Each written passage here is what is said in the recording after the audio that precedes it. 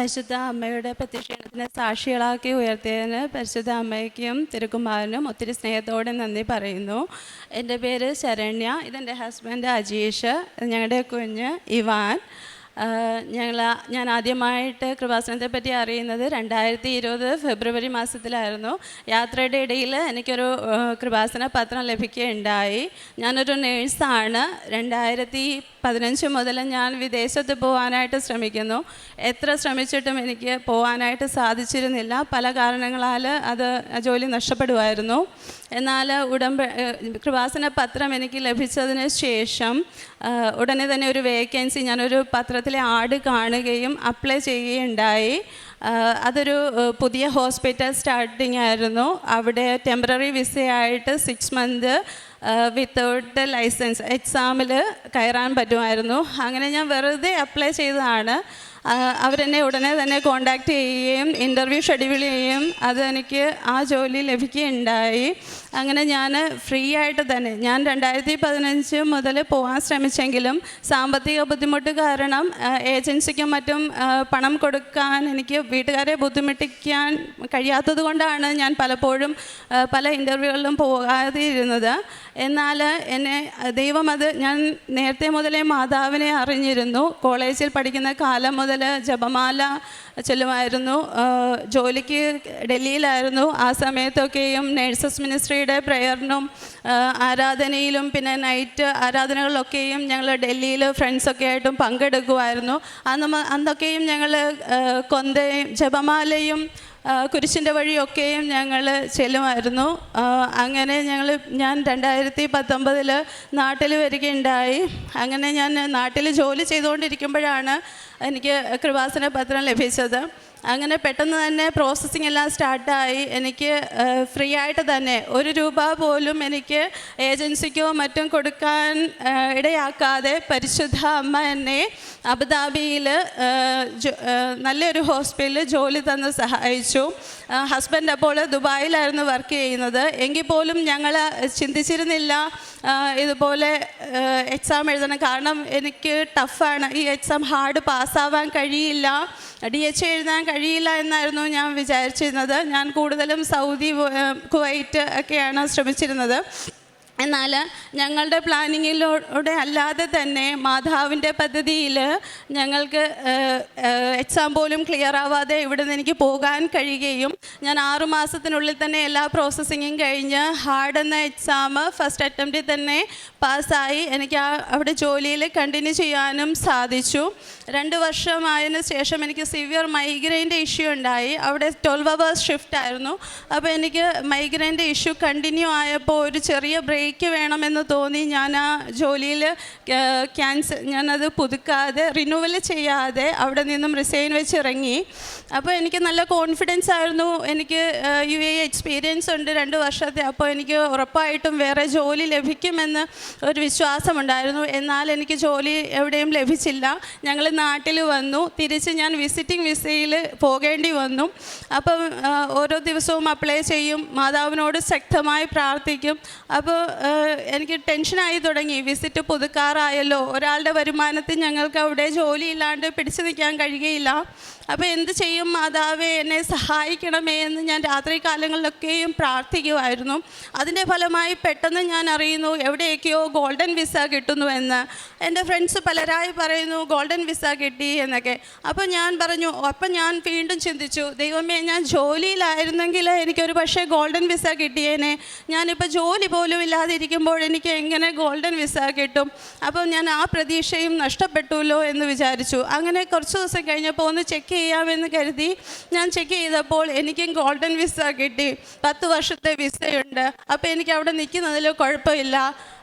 അങ്ങനെ ഞാൻ വീണ്ടും ശ്രമിച്ചു. മാതാവിൻ്റെ അനുഗ്രഹത്താൽ നല്ലൊരു ഫെസിലിറ്റിയിൽ എനിക്ക് ജോലി ലഭിക്കുകയും ഇപ്പോൾ ഞാൻ അവിടെ തന്നെ വർക്ക് ചെയ്യുകയും ചെയ്യുന്നു.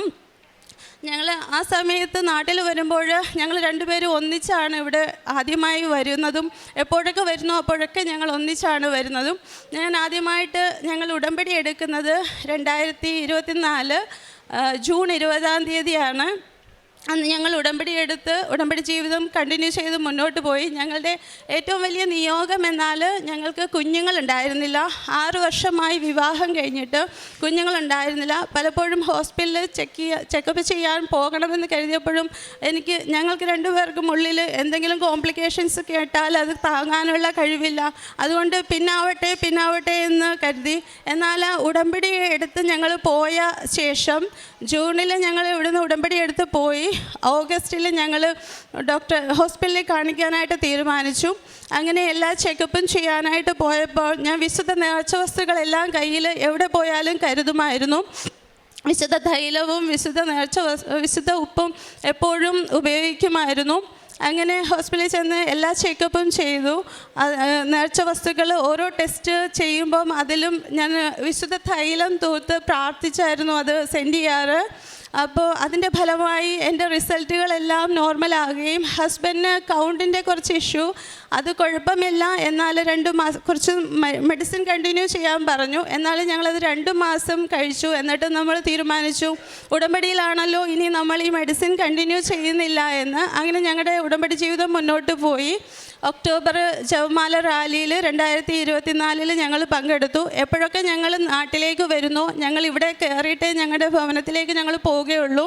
ജപമാല റാലിയിൽ ഒക്ടോബറിൽ വരുമ്പോഴും ഞങ്ങൾ ഇവിടെ വന്ന് ഒരു റൂം എടുത്ത് ഞങ്ങൾ താമസിച്ചു, ഉടമ്പടി പുതുക്കി. അടുത്ത ദിവസം ജപമാല റാലി പങ്കെടുത്തതിന് ശേഷമാണ് രാത്രിയിലാണ് ഞങ്ങളുടെ ഭവനത്തിലേക്ക് ഞങ്ങൾ പോയത്. വീണ്ടും ഞങ്ങൾ തിരിച്ചു പോയി. ആ വന്ന യാത്രയിൽ ഞങ്ങൾ 5 ദിവസത്തെ ലീവിനായിരുന്നു വന്നത്. അപ്പം പെട്ടെന്നുള്ള ഒരു 2 ദിവസമാണ് ഞങ്ങൾക്ക് കിട്ടിയിരുന്നത്. അപ്പം ആ പെട്ടെന്നുള്ള യാത്രയിൽ, തിടുക്കപ്പെട്ട യാത്രയിൽ എൻ്റെ കാശുരൂപം നഷ്ടപ്പെട്ടു പോയി. എപ്പോഴും എൻ്റെ കയ്യിൽ കൊന്ത കൊണ്ടാണ് ജപമാല കൊണ്ടാണ് ഞാൻ എപ്പോഴും പുറത്തിറങ്ങാറ്. എൻ്റെ കയ്യിൽ നിന്ന് ഇന്ന് വരെ ഒരു ജപമാല നഷ്ടപ്പെട്ടു പോയിട്ടില്ല. എന്നാൽ ആ കാശുരൂപത്തോടൊപ്പം ഒരു ജപമാലയും ഉണ്ടായിരുന്നു. അത് നഷ്ടപ്പെട്ടു പോയപ്പോൾ ഞങ്ങൾക്ക് സഹിക്കാൻ കഴിഞ്ഞില്ല. കാരണം അങ്ങനൊരു അനുഭവം ഞങ്ങളുടെ ജീവിതത്തിൽ ആദ്യമായിട്ടാണ്. എന്തൊക്കെ സാഹചര്യം വന്നാലും ആ ജപമാല മുറുക്കെ പിടിച്ച്, അല്ലെങ്കിൽ അത് ഹസ്ബൻഡ് കയ്യിലൊന്ന് സൂക്ഷിക്കാൻ കൊടുത്തിട്ടാണ് ഞാൻ എന്തും ചെയ്യുന്നത് പുറത്ത് പോകുമ്പോൾ. അന്ന് ആ കാശുരൂപം നഷ്ടപ്പെട്ടപ്പോൾ ഞങ്ങൾ മാനസികമായിട്ട് ഒരുപാട് തകർന്ന്, ഹസ്ബൻഡ് ഞങ്ങൾ പോയ വഴികളിലെല്ലാം അലഞ്ഞു നടന്നു എന്ന് തന്നെ പറയാം. പോയ വഴികളിലെല്ലാം ഞങ്ങളുടെ നമ്പറുകൾ കൊടുത്തു, ഞങ്ങളെ തിരിച്ചു വിളിക്കണമെന്ന് പറഞ്ഞ് ഞങ്ങൾ വന്നു. എന്നാൽ തിരിച്ച് വന്ന ഒരു ദിവസം ഉടമ്പടി വീണ്ടും എടുക്കാനുള്ള സമയം ഞങ്ങൾക്ക് ഉണ്ടായിരുന്നില്ല. അങ്ങനെ ഞങ്ങൾ ഒരുപാട് സങ്കടത്തോടെ തിരിച്ചു പോവുകയും ഉടമ്പടിയിൽ പ്രാർത്ഥനയിലും പ്രേക്ഷിത പ്രവർത്തനത്തിലും കാരുണ്യ പ്രവർത്തനത്തിലും ഒക്കെയും മുന്നോട്ട് പോവുകയും ചെയ്തു. അങ്ങനെ ഞങ്ങൾ വിചാരിച്ചു എന്നാൽ അടുത്ത ജൂണിൽ വന്ന് ഉടമ്പടി പുതുതായിട്ട് എടുക്കുകയും ജോസഫ് അച്ഛനെ കണ്ട് ബ്ലെസ്സിങ്സ് വാങ്ങിക്കുകയും ചെയ്യാമെന്ന് കരുതി ഞങ്ങൾ അടുത്ത ജൂണിൽ വീണ്ടും വരികയുണ്ടായി. എനിക്ക് ലീവ് കിട്ടുകയും ഹസ്ബൻഡ് കിട്ടാത്തത് ഒരു സാഹചര്യം വന്നു. വീണ്ടും ഞങ്ങൾ ഒരാഴ്ചത്തെ ലീവിനായി തിരിച്ചു വന്ന് വീണ്ടും ഉടമ്പടി എടുത്തു. പിറ്റേ ദിവസം അച്ഛനെ കണ്ട് ബ്ലെസ്സിങ്സ് വാങ്ങിച്ച് ഞങ്ങൾ തിരിച്ചു പോയി. എനിക്ക് വയറിന് വല്ലാത്തൊരു അസ്വസ്ഥതയുണ്ടായിരുന്നു. അപ്പോൾ അത് ഒരിക്കലും പ്രഗ്നൻസി ആണെന്ന് ഞങ്ങൾ വിചാരിച്ചിരുന്നില്ല. കാരണം പ്രഗ്നൻസിയുടെ ഒരു സൈനും മാതാവിനെ അറിയിച്ചിരുന്നില്ല. ഞാനിവിടെ വരുമ്പോഴോ അച്ഛനെ കാണുമ്പോഴോ ഒന്നും എനിക്ക് ഉണ്ടായിരുന്നില്ല. ഞങ്ങൾ തിരിച്ചു ചെന്ന് ഇതുപോലെ വയറിനൊരു അസ്വസ്ഥത വന്ന് ചെക്ക് ചെയ്ത് നോക്കിയപ്പോൾ ഞാൻ ഓൾറെഡി പ്രഗ്നൻ്റ് ആണ്. പിന്നീട് ഞങ്ങൾ ദിവസവും പ്രാർത്ഥനയിൽ കണ്ടിന്യൂ ചെയ്തു. നേർച്ച വസ്തുക്കൾ വയറിൽ തൊട്ട് പ്രാർത്ഥിക്കുമായിരുന്നു. ഓരോ ചെക്കപ്പും ഓരോ സ്കാനിങ്ങും വിശുദ്ധ നേർച്ച വസ്തുക്കൾ ഉപയോഗിച്ചിട്ടാണ് ഞങ്ങൾ പോകാറ്. പ്രാർത്ഥിച്ചൊരുങ്ങിയാണ് പോകാറ്. അതിൻ്റെ ഫലമായി ഞാൻ എങ്ങനെയാണോ പ്രാർത്ഥിച്ചത്, ആയുസ്സോടെ ആരോഗ്യത്തോടെ കുറച്ച് സ്വാർത്ഥതയുണ്ടെന്ന് പോലെ ഞാൻ പ്രാർത്ഥിക്കുമായിരുന്നു. സൗന്ദര്യത്തോടെ ഉണ്ണീശോയെ പോലെ ഒരു കുഞ്ഞിനെ ഞങ്ങൾക്ക് തരണമേ എന്ന്. അതുപോലെ തന്നെ ഞങ്ങൾക്ക് ആയുസ്സോടെ ആരോഗ്യത്തോടെ ഉണ്ണീശോയെ പോലെ സൗന്ദര്യമുള്ള ഒരു കുഞ്ഞിനെ പരിശുദ്ധ അമ്മയും ഈശോയും തന്നു. ഒത്തിരി സ്നേഹത്തോടെ വീണ്ടും നന്ദി പറയുന്നു. ഒരുപാട് ഇതിനിടയിൽ ഞങ്ങളുടെ ദിനംപ്രതിയുള്ള ആവശ്യങ്ങൾ ഒരുപാട്. മാതാവിനോട് എന്ത് കാര്യങ്ങൾ സങ്കടപ്പെട്ട് കണ്ണു നിറഞ്ഞ് പ്രാർത്ഥിച്ചാലും ഞങ്ങൾക്ക് സാധിച്ചു തരും. ഞങ്ങൾക്ക് ഹസ്ബൻഡ് അവിടെ UAE ലൈസൻസ് അതിന് പോയപ്പോൾ ഞങ്ങൾ ഉടമ്പടി നിയോഗത്തിൽ വെച്ച കാര്യങ്ങളല്ല, ഇതൊക്കെയും പ്രാർത്ഥനയുടെ ഫലമായിട്ട് ലൈസൻസ് കിട്ടി. വീണ്ടും ഒരു വണ്ടിക്ക് വേണ്ടിയിട്ട് പ്രാർത്ഥിച്ചു. ഞങ്ങൾക്ക് ഉചിതമായ ഒരു വാഹനം ലഭിച്ചു. അങ്ങനെ പറയാനാണെങ്കിൽ ഒരുപാട് അനുഗ്രഹങ്ങൾ ഞങ്ങളുടെ കുടുംബത്തിലും ഞങ്ങൾക്കും പരിശുദ്ധ അമ്മയും ദേവകുമാരനും തരുന്നു. ഞങ്ങൾ പ്രേക്ഷിത പ്രവർത്തനങ്ങളായിട്ട് ഞങ്ങൾ ഉടമ്പടി പത്രം ഇവിടുന്ന് കിട്ടുന്നത് കൂടാതെ എക്സ്ട്രാ വാങ്ങിക്കൊണ്ട് പോകും. എപ്പോഴും ഉടമ്പടി എടുക്കുന്നതിന് മുമ്പ് തന്നെ ഞങ്ങൾ പത്രങ്ങൾ വിതരണം ചെയ്യുമായിരുന്നു. ഉടമ്പടിക്ക് ശേഷം പത്രങ്ങൾ ഞങ്ങൾ മലയാളം, ഇംഗ്ലീഷ്, തമിഴ് പത്രങ്ങൾ കൊണ്ടുപോവുകയും മാക്സിമം പറയാൻ പറ്റുന്നവരോടൊക്കെയും നമ്മുടെ സാക്ഷ്യങ്ങൾ പറഞ്ഞും അനുഗ്രഹങ്ങൾ പറഞ്ഞും കൊടുക്കാറുണ്ട്. പിന്നെ കൂടാതെ അച്ഛൻ്റെ ധ്യാനം 2022 പകുതി 2023 മുതൽ കണ്ടിന്യൂസ് ആയിട്ട് അച്ഛൻ്റെ ഉടമ്പടി ധ്യാനം മുടങ്ങാതെ കേൾക്കാറുണ്ട്. ഒരു ദിവസം എനിക്ക് വൈകുന്നത് ഭയങ്കര വിഷമമാണ്. അന്ന് തന്നെ ആ സമയം തന്നെ എനിക്ക് ആ ഒരു 10 മണി, അവിടെ ഞങ്ങൾ 10 മണിക്കാണ് അത് ലൈവായിട്ട് വരുന്നത്. ആ ഒരു ടൈമിൽ തന്നെ എനിക്കത് ഷെയർ ചെയ്യണം, എനിക്കത് സ്റ്റാറ്റസായിട്ട് ഇടണം, അതിൻ്റെ വലിയൊരു ആഗ്രഹമാണ്. അങ്ങനെ ഞാൻ ചെയ്യാറുണ്ട്. ഒരു ദിവസം ഡ്യൂട്ടിയാണ് എന്തെങ്കിലും ഇതുണ്ടെങ്കിൽ അന്ന് തന്നെ രാത്രിയിൽ അത് മാക്സിമം അത് കൂടാനായിട്ട് ശ്രമിക്കാറുണ്ട്. അത് മാക്സിമം എൻ്റെ സ്റ്റാറ്റസായിട്ട് ഒരാഴ്ച പോലും മുടക്കാതെ ഞാനത് സ്റ്റാറ്റസായിട്ട് ഇടാറുണ്ട്. അതെൻ്റെ ഫ്രണ്ട്സിന് എല്ലാവർക്കും ഷെയർ ചെയ്യാറുണ്ട്. പണ്ട് ഞാൻ ചെറിയ കോളുകളൊന്നും വരുന്നത് സേവ് ചെയ്യാറില്ലായിരുന്നു. ആവശ്യമില്ലാത്ത നമ്പറുകളൊന്നും ഞാൻ എൻ്റെ ഫോണിൽ സേവ് ചെയ്യാറില്ലായിരുന്നു. എന്നാൽ ഇപ്പോഴെൻ്റെ ഫോണിൽ ചെറിയൊരു കോൾ വന്നാലും ഞാനത് സേവ് ചെയ്യും. അത് സേവ് ചെയ്യുന്നത് എന്തുകൊണ്ടെന്നാൽ എൻ്റെ സാക്ഷ്യങ്ങൾ ഞാൻ ഷെയർ ചെയ്യുന്ന അച്ഛൻ്റെ ഡെയിലി ബ്രെഡ് എന്നും ഷെയർ ചെയ്യാറുണ്ട്. ഇവിടുത്തെ പ്രാർത്ഥനകൾ എനിക്ക് ഇഷ്ടപ്പെടുന്ന സാക്ഷ്യങ്ങളൊക്കെയും ഞാൻ ഷെയർ ചെയ്യാറുണ്ട്, സ്റ്റാറ്റസായിട്ട് ഇടാറുണ്ട്. അപ്പം അത് കൂടുതൽ പേര് അറിയട്ടെ എന്നുള്ള രീതിയിലാണ് ഞാൻ അങ്ങനെ നമ്പറുകൾ കൂടുതലായി സേവ് ചെയ്യാൻ തുടങ്ങിയത്. പിന്നെ കൂടുതലായിട്ടും ഇവിടുന്ന് ബൾക്കായിട്ട് ഞാൻ നേർച്ച വസ്തുക്കൾ വാങ്ങിക്കൊണ്ട് പോകും. കാശുരൂപം, ജപമാല, ഉടമ്പടി പുസ്തകങ്ങൾ, ജപമാല പുസ്തകങ്ങൾ, മാതാവിൻ്റെ വലിയ രൂപം, ഉപ്പ്, തേന, ഇതൊക്കെ വാങ്ങിക്കൊണ്ട് പോകും. ഫ്രണ്ട്സൊക്കെയും ചോദിക്കാറുണ്ട്, അവർക്ക് കൊടുക്കും, ചോദിക്കാത്തവർക്കും കൊടുക്കാറുണ്ട്. ആരെങ്കിലും സങ്കടങ്ങളോ ആവശ്യങ്ങളോ പറഞ്ഞാൽ അവർക്കും കൊടുക്കാറുണ്ട്. 3-4 ഫ്രണ്ട്സിനെ കൊണ്ട് ഓൺലൈൻ ഉടമ്പടി എടുക്കാൻ സാധിച്ചു. അവർക്ക് നേർച്ച വസ്തുക്കൾ കൊണ്ട് കൊടുക്കുവാൻ എനിക്ക് സാധിച്ചിട്ടുണ്ട്. പിന്നെ കാരുണ്യ പ്രവർത്തികളായിട്ട് ഞാനൊരു ലോങ് ടൈം കെയറിലാണ് വർക്ക് ചെയ്യുന്നത്. കൂടുതലും പ്രായമായ രോഗികളാണ്. മാക്സിമം അവരെ കെയർ ചെയ്യാനായിട്ട് ഞാൻ ശ്രമിക്കാറുണ്ട്. വേദനയുള്ളവരെ അവരെ മാക്സിമം കേൾക്കാൻ ശ്രമിക്കാറുണ്ട്. ജപമാല ഞാൻ 2 പേഷ്യൻസിന് കൊടുത്ത് അവരുടെ വേദനയിൽ അവർക്ക് ആശ്വാസം കൊടുക്കാൻ എനിക്ക് സാധിച്ചിട്ടുണ്ട്. പിന്നെ വഴിയരികിലൊക്കെയും കാണുന്ന പാവങ്ങളെ സഹായിക്കാനും, ഒരു വിഷമമാണ്, പട്ടിണിയാണ് എന്ന് തോന്നുന്നവരെ സഹായിക്കാനും സാധിച്ചിട്ടുണ്ട്. ഫ്രണ്ട്സിൻ്റെ ഇടയിൽ ആർക്കെങ്കിലും സാമ്പത്തിക ബുദ്ധിമുട്ടുകളോ എന്തെങ്കിലും വന്നാൽ കയ്യിലുള്ളതുപോലെ കൊടുത്ത് സഹായിക്കാൻ ഞങ്ങൾക്ക് കഴിയാറുണ്ട്. പിന്നെ അനാഥാലയങ്ങളിൽ ഭക്ഷണം കൊടുക്കാറുണ്ട്. അവിടെ വലിയ ചൂടിൽ പുറത്ത് ജോലി ചെയ്യുന്ന ആളുകളെ കണ്ടാൽ അവർക്ക് വെള്ളവും മറ്റ് സാധനങ്ങളും ഫ്രൂട്ട്സും വാങ്ങിക്കൊടുക്കാനായിട്ട് ഞങ്ങൾ ശ്രമിക്കാറുണ്ട്. ദൈവത്തിന് നന്ദി സൂചകമായിട്ടാണ് ഞങ്ങൾ കുഞ്ഞിന് ഇവാൻ എന്ന് പേരിട്ടത്. ദൈവത്തിൻ്റെ അനുഗ്രഹമാണ്. ഇത്രയും അനുഗ്രഹങ്ങൾ. ഇത് കൂടാതെ എൻ്റെ ഭവനത്തിലും എൻ്റെ സഹോദരങ്ങൾക്കും മാതാപിതാക്കൾക്കും ഒക്കെയും ഒരുപാട് അനുഗ്രഹങ്ങൾ ലഭിച്ചിട്ടുണ്ട്. അവരില്ലാത്തതുകൊണ്ട് എനിക്കത് പറയാൻ സാധിക്കുകയില്ല. ഞങ്ങൾ നിയോഗങ്ങൾ സമർപ്പിച്ചതിന് ശേഷം നിയോഗത്തിൻ്റെ പുറകെ പോകാറില്ല. അത് അമ്മയ്ക്ക് കൊടുത്തു, ബാക്കി പിന്നീടുള്ള കാര്യം മാതാവ് നോക്കിക്കോളും എന്നുള്ളൊരു വിശ്വാസമുണ്ട്. അതിനെപ്പറ്റി വീണ്ടും ആവർത്തിച്ച് മാതാവിനോട് പറയാറില്ല. മാതാവ് അത് ഞങ്ങൾക്ക് തരുമെന്ന് ഉറപ്പാണ്. ഇപ്പം തന്നെ ഞങ്ങൾ ഇങ്ങോട്ട് വരുമ്പോൾ ഞങ്ങൾ ഫെബ്രുവരി 26 ഞങ്ങളുടെ റൂം വരെ വെക്കേറ്റ് ചെയ്തിട്ടാണ് ഞങ്ങൾ വരുന്നത്. കാരണം അവിടെ ഇപ്പം റൂമുകളൊക്കെ റിനോവേഷൻ ചെയ്യുന്നതിൻ്റെ ഭാഗമായിട്ട് ഞങ്ങൾ താമസിക്കുന്ന റൂം വെക്കേറ്റ് ചെയ്യേണ്ടി വന്നു.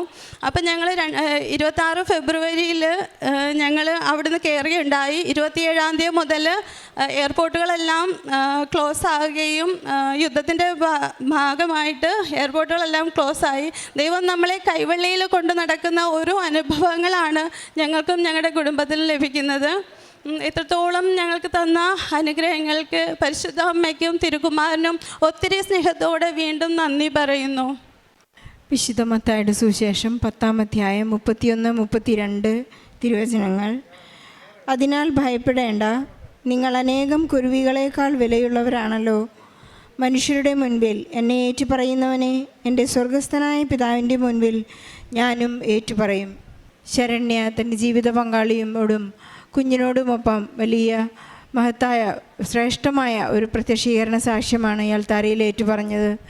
ഇവർക്ക് 2020 പത്രം, കൃപാസനം പത്രം കിട്ടിയത് മുതലാണ് ഇവർ പരിശുദ്ധ അമ്മയെ അന്വേഷിച്ചു വരാനും ഈശോയെ കൂടുതൽ സ്നേഹിക്കുവാനും അവരുടെ ഉടമ്പടി ജീവിതം അച്ചിട്ടുറപ്പിക്കുവാനും തുടങ്ങിയത്.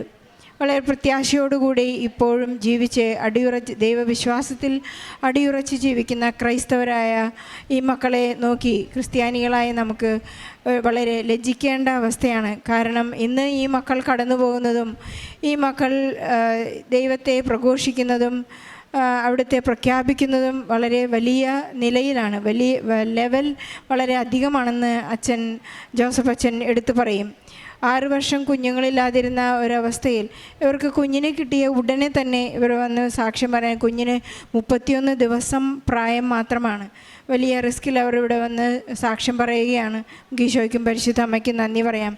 ശരണ്യയുടെ ഓരോ വാക്കിലും നമുക്ക് മനസ്സിലാകുന്നത് വചനം പറയുന്നത് പോലെ അവൾ ഭാവിയെ നോക്കി പുഞ്ചിരിക്കുന്നു എന്നാണ് ഉത്തമയായ ഭാര്യയെക്കുറിച്ച് വചനം പറയുന്നത്.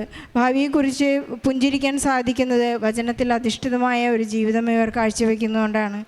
ഇവരുടെ ഓരോ അവസ്ഥയിലും, ഇവരുടെ ജോലിയിലായാലും അസ്വസ്ഥതകളിലായാലും ഏതൊരു കാര്യത്തിലും അവർക്കിപ്പോൾ ഭയമില്ലാത്തത് ഉടമ്പടിയുടെ ഉറപ്പാണ്. ശരണ്യയുടെ വാക്കുകൾ, ശരണ്യ പറയുന്നത്, എനിക്ക് ജോലിയില്ലാതിരുന്ന അവസ്ഥയിൽ എങ്ങനെ വിസ കിട്ടും? അവിടെയാണ് 10 വർഷത്തേക്കുള്ള ഗോൾഡൻ വിസ നൽകി പരിശുദ്ധ അമ്മയുടെ മധ്യസ്ഥതയിൽ ഈശോ അവരെ അനുഗ്രഹിച്ചിരിക്കുന്നത്. ഉടമ്പടി എന്നത് ഉടൻ പരിഹാരമാണെന്ന് നമുക്കറിയാം. സമയച്ചുരുക്കത്തിൻ്റെ അമ്മ നമ്മുടെ എല്ലാം ജീവിത പ്രതിസന്ധികളിലേക്ക് കടന്നു വന്ന് നമുക്ക് ആവശ്യമായതും ആഗ്രഹിക്കുന്നതും ഭാവിയിലേക്ക് ആവശ്യമായ എല്ലാ കാര്യങ്ങളും നമുക്ക് സെറ്റ് ചെയ്ത് തരുന്നത് നമ്മുടെ ജീവിതം ക്രമപ്പെടുത്തുമ്പോഴാണ്. ഈശോയ്ക്ക് ഒരു ഉറപ്പാണ്, ഇവരെന്നെ കൈവിട്ടു പോവുകയില്ല, ഇവർ എപ്പോഴും ദൈവത്തെ മഹത്വപ്പെടുത്തും എന്നുള്ളൊരുറപ്പ് ബഹുമാനപ്പെട്ട ജോസഫ് അച്ഛൻ നമ്മെ പഠിപ്പിക്കുന്നത് പോലെ ഈശോയ്ക്ക് തോന്നണം, നീ ദൈവത്തെ സ്നേഹിക്കുന്നു, ദൈവത്തെ കൈവിടില്ല. അതിനുള്ള ഉത്തമമായ ഒരു സാക്ഷ്യമാണ് ശരണ്യ ഇപ്പോൾ പങ്കുവച്ചത്. നമ്മുടെ ജീവിതാനുഭവങ്ങളും നമ്മുടെ കണ്ണുനീരിനെ എല്ലാം ഏതൊരവസ്ഥകളിലും ഏതൊരു അസ്വസ്ഥതയിലും നമുക്ക് പരിശുദ്ധ അമ്മയുടെ മധ്യസ്ഥം തേടി വളരെ ഉറപ്പോടും വളരെ ശരണത്തോടും കൂടി പ്രാർത്ഥിക്കുകയും നമ്മുടെ ഉടമ്പടി വളരെ കൃത്യമായി പാലിക്കുകയും ചെയ്യുമ്പോൾ ശരണ്യ ചെയ്തതിലും വലിയ കാര്യങ്ങൾ വിശേഷവിധിയായി നമുക്ക് ചെയ്യാൻ സാധിക്കും. ഇവരുടെ കുടുംബത്തിന് ലഭിച്ച എല്ലാ അനുഗ്രഹങ്ങൾക്കും നന്ദി പറയുന്നതോടൊപ്പം നമ്മുടെ നിയോഗങ്ങളെ ചേർത്ത് വെച്ചുകൊണ്ട് ഈശോയ്ക്കും പരിശുദ്ധ അമ്മയ്ക്കും നല്ല ഒരു കയ്യടി നൽകി സാക്ഷ്യം നമുക്ക് സമർപ്പിക്കാം. അത്യപൂർവ ദൈവാനുഭവങ്ങൾ ഇനി നിങ്ങൾക്കും സ്വന്തം. ഈ യൂട്യൂബ് ചാനൽ ഇതുവരെ സബ്സ്ക്രൈബ് ചെയ്തിട്ടില്ലെങ്കിൽ ഇപ്പോൾ തന്നെ സബ്സ്ക്രൈബ് ചെയ്യുക. ഈ വീഡിയോ ഇപ്പോൾ തന്നെ നിങ്ങളുടെ സുഹൃത്തുക്കൾക്ക് ഷെയർ ചെയ്തുകൊണ്ട് കർത്താവിൻ്റെ പ്രേക്ഷിതരാകുക.